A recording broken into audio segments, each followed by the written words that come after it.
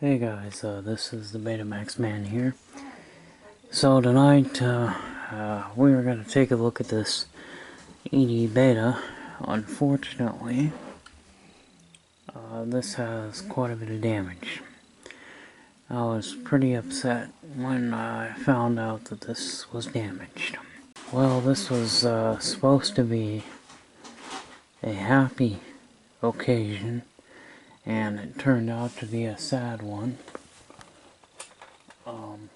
The machine arrived damaged. Here's the jog shuttle dial, snapped off. Here's the plate that is supposed to go in there, and that is busted. This was supposed to be a happy occasion, but doesn't look like it is. Don't know too much about this machine.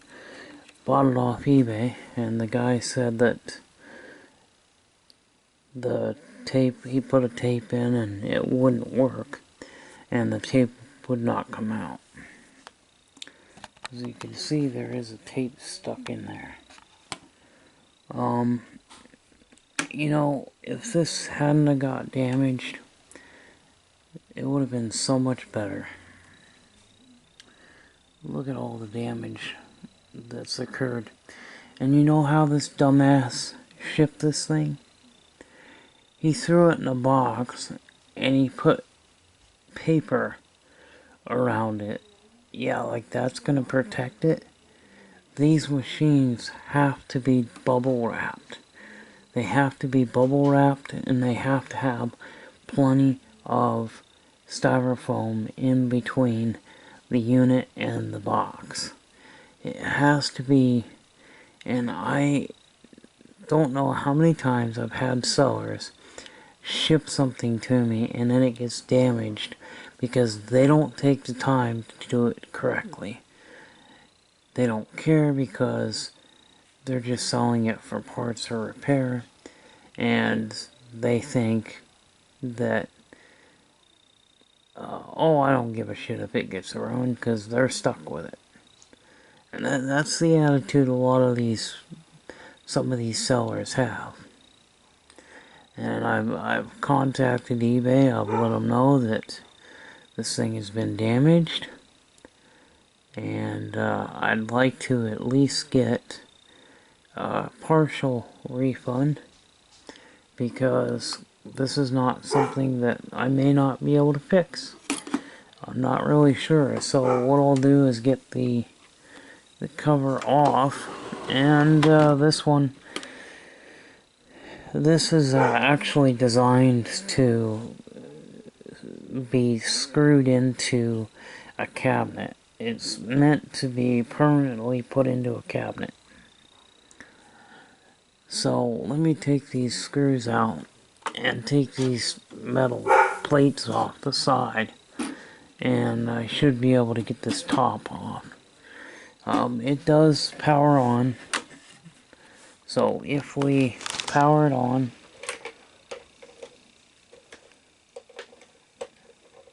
and there's also something rattling around inside, but it does power on. But if you power it on, it's just sitting there doing that, and that's all it does. And somebody put this red tape adhesive over the actual plastic, so now you have a reddish looking screen instead of being, I think it's actually supposed to be blue, but it's just sitting there turning. Let's get this thing. I'm gonna go ahead and get this thing unplugged. We're gonna take the top off, but this is the jog shuttle dial, which is now busted. I'm gonna have to see what I can do. If I can repair this, I don't know. Well, look who come to join us. Blackfoot. Hey, Blackfoot. Hey, Blackfoot. Alright. Got the plates off here. I got the plates off. We got the screws off. So I will be able to get the top off here. Okay, the top is off, but we have a shielding plate. So I gotta take the shielding plate off. Okay, the shielding is out of the way now. So now we can actually see what's going on. Well, we got a tape that's not fully seated. And we got tape that's wrapped around the head. Obviously.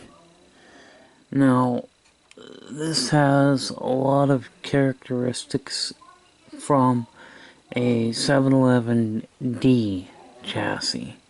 So, the 711D, which was the SL2500, the 2700 series, SLO 420, those machines used 711D, where it had a motor for the take-up reel, motor for the supply reel, basically had a motor for every function. This one doesn't have a motor for the take-up and supply reel. It just has one motor, but it has some similarities to the 711D. It's similar as far as threading the tape around the video head. So what we're going to do is we're going to just turn, this belt is probably wearing out, and that's probably why it's not doing much. So let's just see what we can do here, because it's, oh, you know what, it actually looks like it's not going to, yeah, actually it's kind of jammed, isn't it? Oh, no it ain't. There we go. So what I did was took the tape out, and the tape was somehow causing the guides to jam. So I've actually got the guides unjammed, so the guides are actually turning fine now. So I think now we might be able to get somewhere. So I'm gonna go ahead and just kind of go back a little bit, and this will actually go back to its home position once power is applied. Now I want to look at this basket here. So if we push this plastic tab down, that will actually unlock the basket. So we can see if there's something that's causing it to jam up here. Yeah, there's something going on with the basket, I think. I'm not sure. What usually happens with these is the plastic tab on the side will actually break off, and then the basket will either be in there crooked. It can cause a lot of issues, but that post basically breaks off. Well, that's what keeps the basket in perfect alignment, and it lowers and raises the basket. There's a gear that, so this is the post that pokes through another gear, a pendulum gear that moves back and forth. See, it moves up and down, back and forth, so the cassette basket can go in and out. And those posts typically will break off. So that little nipple breaks off, and that can cause problems. Another problem that happens is that the plastic that connects to the shaft will actually break as well and cause the actual motor to spin, but the gear won't spin. I'm gonna go ahead and plug this in, and I just want to observe as to what's going on with this thing. So I just want to do an observation here, and we'll see what's going on.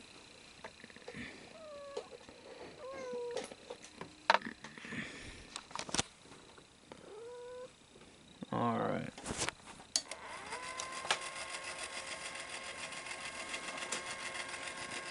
Oh, I can see what's going on. This is all broke. Well, guys, this is what's going on here. The guide here, don't know why I didn't see it before, but this guide is actually now jammed. So what I'm gonna do, oh boy, this has actually come, you know what's actually happened is the plastic is probably broken and basically has caused the, because that was why it was jammed, and there's a plastic piece that basically breaks. That plastic piece holds the threading assembly together. Yeah, you can see that, see the pinch roller is not in the right spot here.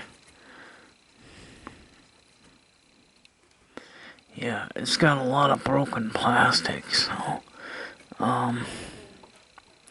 this has actually got a lot of broken plastic.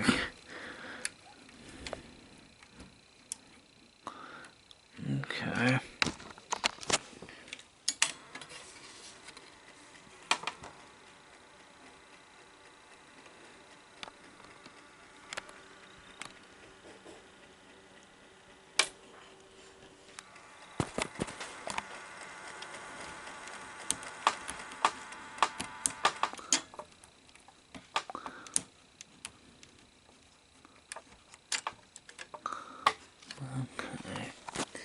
Yeah, so I can actually see what's going on here.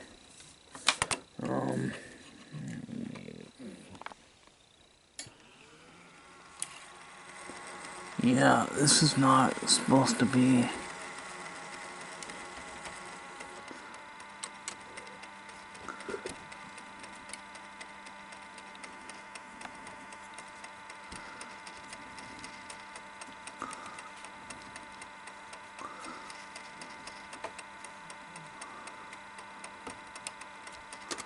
Yeah, this is actually no longer in the groove. So this has actually got some pretty severe damage to the mechanism here.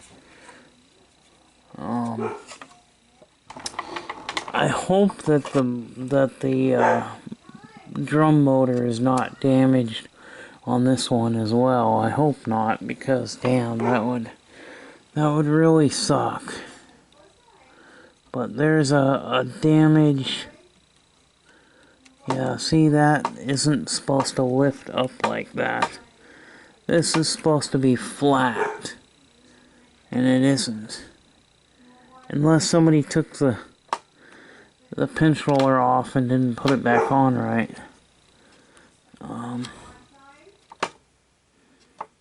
Because this is not, yeah, there we go. See, now it's kind of back Somebody didn't put the fucking pinch roller back on properly.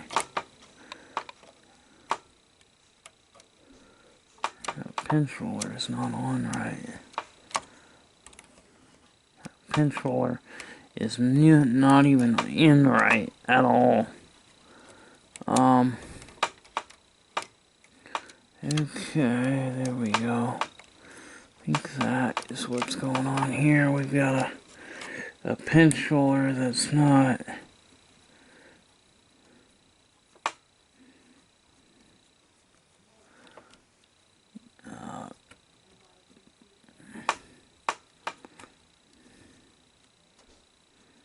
but see, that's actually in there kind of crooked. You can see how it's in there crooked. You can see how bad it looks here. So I've got quite a bit of work cut out for me as far as trying to get this thing. It's almost like somebody bent.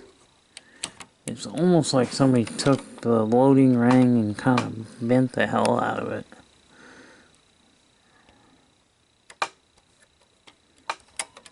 Because this is not. So I gotta figure out what the hell to do here, because this is not right. And I just hope to hell that I can get this thing fixed, because this might have even been caused by the fall of it, you know, because there was frontal damage, a lot of front damage, you know. A lot of front damage.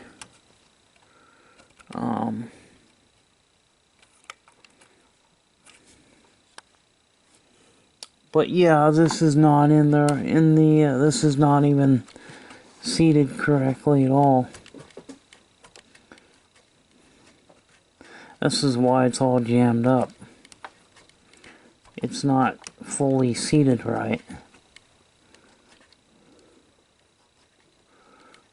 Those plastic pieces have broken away. The broken plastic pieces is what's caused this to. But I could hear a piece of plastic rattling around, so great news. I'm able to get it to engage play, and the head drum is turning. Play. And you can see the idler is now moving. Video head is spinning. That is a good thing, because I know that the video head is fine. Here's something that doesn't look right to me. That pinch roller is supposed to be pushing up against the capstan, and it's not. This solenoid is not engaging the pinch roller. See, the pinch roller is not even doing what it's supposed to be doing, but we can access forward. Alright. Rewind.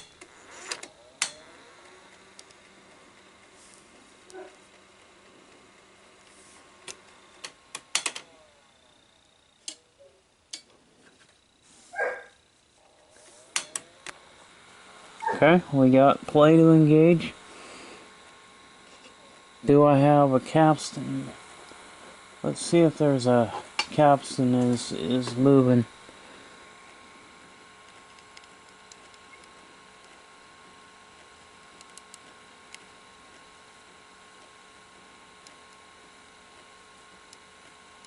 It feels like it is, so capstan's turning. See how it's kind of moving back and forth? It's supposed to be in those little grooves there. And so we may not be able to save this one, at least the mechanism anyway, because all this broken plastic. This is only good for parts See, I think the seller knew that, and that's why he sold it for parts, because he knew that the mechanism itself was broken. Or it could have happened in transit. The cassette housing is also broken, guys. Okay, well, I did manage to plug this back in, so we're gonna pop this back into its place there. Get this pop back in. There we go.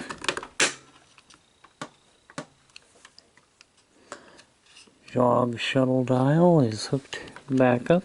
But you can see all the mounting tabs that hold this down into place is actually broken off. So it's actually supposed to be down there like that, nice and flat. And of course all the plastic is broken off around it. So therefore, what do you got? Well, you got pinch roller that isn't in the right place and will not push up against the capstan like it's supposed to. So yeah, I'm gonna have to see what I can do. I'll probably just have to replace this whole entire mechanical mechanism, because I've got another chassis. The EDV-9500 has the same chassis, and the chassis on that one does work. So I can swap out the chassis and have myself a working machine. I wanted this particular model because this is a 9500. This is the American version of... See, the 9000 is Japanese version of this. So, but at least now we've got my jog shuttle dial back in place. So we can't do anything much more with it unless I try to figure out what I'm going to do with this mechanism, because it's supposed to be down and underneath.